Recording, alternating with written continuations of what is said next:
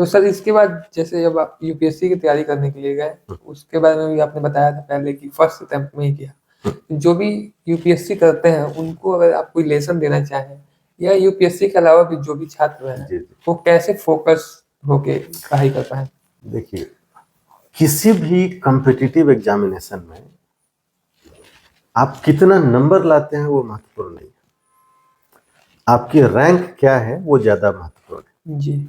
आपको 50% स्कोर आ रहा है और जितने लोग टेस्ट दिए उसमें तीसरे नंबर पे आप हैं तो आपका सिलेक्शन हो जाएगा। जी। आप 80% स्कोर कर रहे हैं और 1000 सीट है और आप उसमें 15वें से नंबर पे आ रहे हैं तो आपका नहीं होगा, ठीक है। तो एब्सोल्यूट स्कोर का कोई मतलब नहीं। दूसरा जो है, जो भी कॉम्पिटिटिव एग्जाम है और खासकर जो यूपीएससी वगैरह की तैयारी करते हैं, 15 लाख लोग प्रीलिम्स देते हैं। जी। एग्जाम टफ है इस सेंस में कि 1000 के आसपास सीट रहता है। तो जो साइंटिफिक रियलिटी है कि 14,99,000 का नहीं होना है। जी। ठीक है, क्यों 1000 का होना है? वो तो रूट है जो लोग मानने को तैयार नहीं है। हाँ, जो मानने को तैयार नहीं। भाई आजादी से लेके आज तक 75,000 लोग सिविल सर्विसेज में आए, हर साल 1000। प्रॉपर आईएएस की बात करें तो 5000 आज तक। जी। आजादी से लेके आज तक जितनी भर्ती हुई है उतनी वैकेंसी अगले साल आ जाए तो भी सबका सिलेक्शन नहीं होना है। जी। 15 लाख में फिर भी 14,25,000 का नहीं होगा। तो ये एक रियलिटी।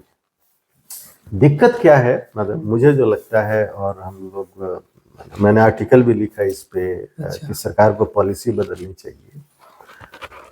बच्चों को लगता है कि बार बार देते रहेंगे तो हो जाएगा। आप फ्रेश ग्रेजुएट को बुला रहे हैं, 35 साल 40 साल की उम्र तक लगे हुए हैं, एक्सपीरियंस नहीं चाहिए, तो नॉर्मल ग्रेजुएशन चाहिए। तो ऐसी कौन सी तैयारी करवानी है कि ग्रेजुएशन के बाद 15 साल तक उसे तैयारी करवानी है? और जब सिलेक्शन नहीं होता है 35 साल 40 साल की उम्र में, तो बच्चे किसी काम के लायक नहीं रहते। बिल्कुल। तो इसके लिए मैं बोलूंगा कि आपको तैयारी करनी है तो पहले एक सेल्फ टेस्ट लीजिए। आप सेल्फ टेस्ट करके 2 महीने के अंदर पता लगा सकते हैं कि आपका सिलेक्शन होने वाला है कि नहीं होने वाला है। ये टेस्ट हम लोगों ने किया हुआ। जैसे सिविल सर्विस है, तो आपने कर लिया कि हमको 1.5 साल के अंदर इसकी तैयारी करनी है, तो सिलेबस को आप 15 भाग में बांट लीजिए। आपके पास सिलेबस है और क्वेश्चन बैंक है, 15 भाग में सिलेबस को बांट लीजिए। 3 महीना रिव्यू के लिए रखिए। तो 1/15 जो सिलेबस है 1 महीना में करना है।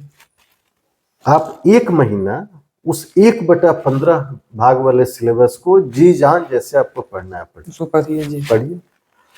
और 1 महीना पढ़ने के बाद फिर क्वेश्चन बैंक उठाइए। उस सिलेबस से जो जो सवाल आ रखे हैं पिछले 5, 7, 10 साल में, देखिए वो सारे सवाल आपसे बन रहे हैं कि नहीं बन रहे हैं। यदि वो सारे सवाल बन रहे हैं, इसका मतलब कि आपका प्रिपरेशन एकदम सही डायरेक्शन में जा रहा है जी। और ऐसे ही आप करेंगे तो आपका सिलेक्शन हो जाएगा। लेकिन 1 महीना पढ़ने के बाद भी एक भी सवाल हिल नहीं रहा है, इसका मतलब कि आपका नहीं होने वाला है। आप ऐसे ही पढ़ते रहेंगे और अपना टाइम बर्बाद करेंगे।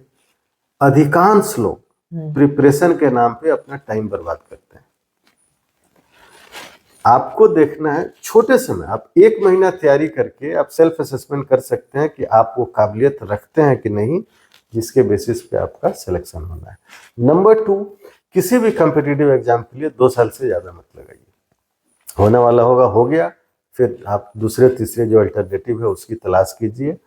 कॉम्पिटिटिव एग्जाम के लिए 8 साल 10 साल एक ही एग्जाम के लिए देना मुझे लगता है उचित नहीं है जी। ये आप अपने साथ अन्याय कर रहे हैं जी। तो सर आप फर्स्ट अटेम्प्ट में निकाले थे, तो आप बताएं कि मतलब किस फील्ड में गए थे यूपीएससी करने के बाद?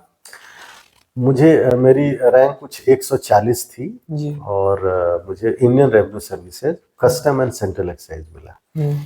उस समय की जो चॉइस लिस्ट होती थी, जैसे मैंने आईएएस फर्स्ट चॉइस दे रखा था, वो नहीं मिला। वो कुछ 42-43 रैंक पे भर गया था जी। And then foreign service, Indian foreign service, वो भी कुछ 75-77 रैंक पे भर गया, वो नहीं मिला। और ये मेरी थर्ड चॉइस थी।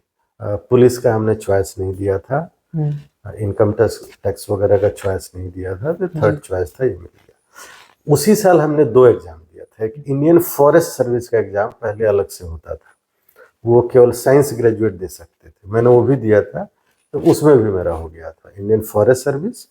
और फिर सिविल सर्विसेज में मुझे इंडियन रेवेन्यू सर्विसेज, तो सबसे ज्यादा टाइम आपने मतलब अपने आप को सेवा किस में आपने दिया था? Indian revenue services. जी। इंडियन रेवेन्यू सर्विसेज में हमने 10 साल। जी। तो सर सिस्टम के भीतर सबसे बड़ा चैलेंज क्या लगा था एज IRS? ये थोड़ा सा मुश्किल सवाल है। देखिए, जो जो इंडियन ब्यूरोक्रेसी है, जी।